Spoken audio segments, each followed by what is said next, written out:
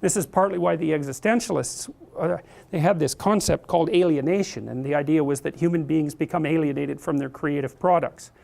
So, and here's why it happens. So imagine Henry Ford makes the assembly line, right? So Ford has no idea what's going to happen when he makes the assembly line, because he's just trying to figure out a fast way to make cars, or he thinks that what he's making is cars. So he thinks he's making an assembly line for cars, and he thinks he's making cars. And you think, well, what's wrong with that? Well, first of all, the assembly line absolutely transformed the entire planet, right? Because it brought in the era of mass, cheap manufacturing. It's like it was way more than he thought it was.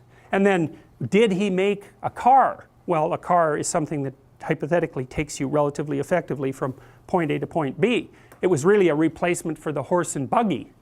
I mean, the first cars looked like that. They were horseless carriages. Well, did he make a car? Well, it's hard to tell what Henry Ford made.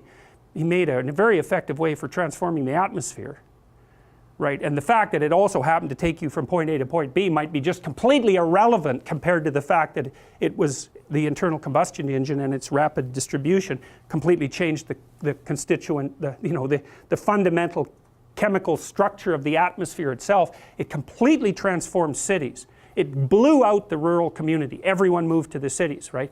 It made all the cities built around the automobile. But then it had this tremendous political and economic significance too. So I mean, part of the reason that, because you think, well, a car is a way to get from point A to point B, but no, it's not a machine. It's also the embodiment of an idea. And it's a very strange idea. A collectivist society would have never invented the car, because the car is predicated on the idea that you could own a conveyance that would get only you and only you from somewhere to somewhere else without ever asking anybody for any permission. And so the funny thing is when you build something like that, those presuppositions are built into it. And then when you export that, say to Soviet Russia, they can't just take the car and leave the political implications behind. The car, the mere fact that you step into one and drive it, is an indication that you're accepting the political, ideological presuppositions that are part of the fact that that thing even exists. And so, well, that's alienation. It's like, even something you make, you think, well, you have control over what you make because you've made it, you understand it. It's like, no, you don't. You understand a tiny fraction of it. You launch it out in the world, man, and the snakes inside of it, the hydras inside of it, multiply their heads massively, constantly. And you can't really keep track of it.